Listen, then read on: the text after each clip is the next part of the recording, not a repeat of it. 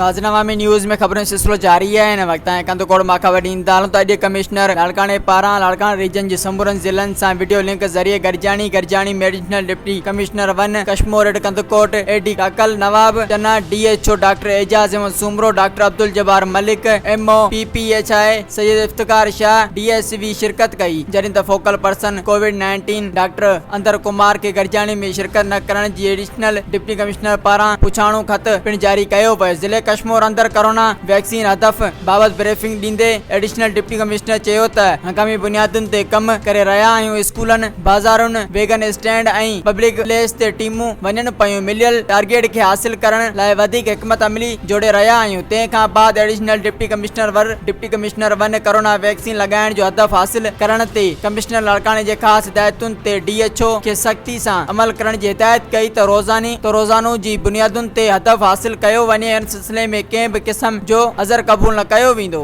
मज़ीद खबरों और तफसीलात के लिए विजिट करें हमारी वेबसाइट www.awamiNewsHD.com।